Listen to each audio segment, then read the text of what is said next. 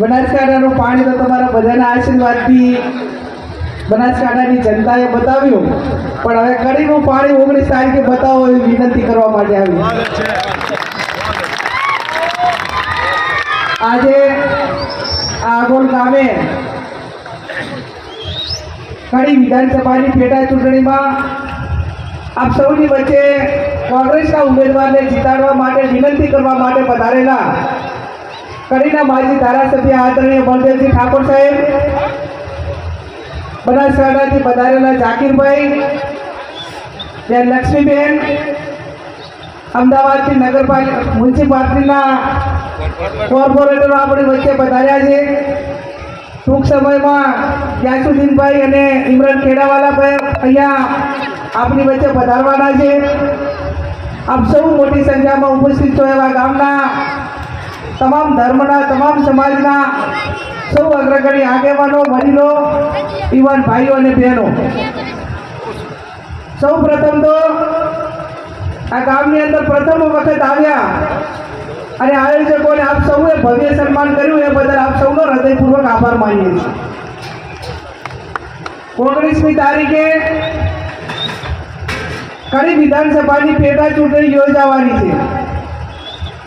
ત્યારે આગોલ ગામના તમામ સમાજના અને ખાસ કરીને લઘુમતી સમાજના સૌ મતદાર ભાઈ બહેનોને વિનંતી કરીએ છીએ કે કોંગ્રેસ પાર્ટીએ એવો ઉમેદવાર આપણી વચ્ચે મૂક્યો છે અને લોકશાહીની અંદર ચૂંટણી નાની હોય કે મોટી હોય, ગામના સરપંચની હોય, તાલુકાની હોય, જિલ્લાની હોય, વિધાનસભાની હોય કે લોકસભાની હોય, એ ચૂંટણી લડતો ઉમેદવાર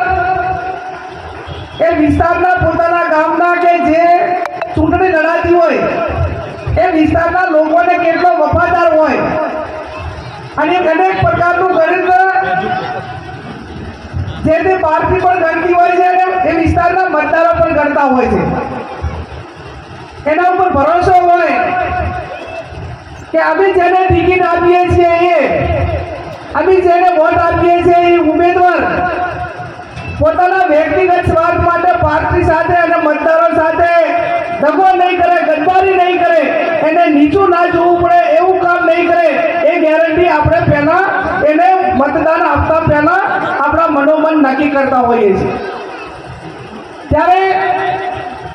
હું અભિનંદન આપું છું કોંગ્રેસ પાર્ટીને અને આપણા ઉમેદવારને કે જ્યારે લોકસભાના સાંસદમાં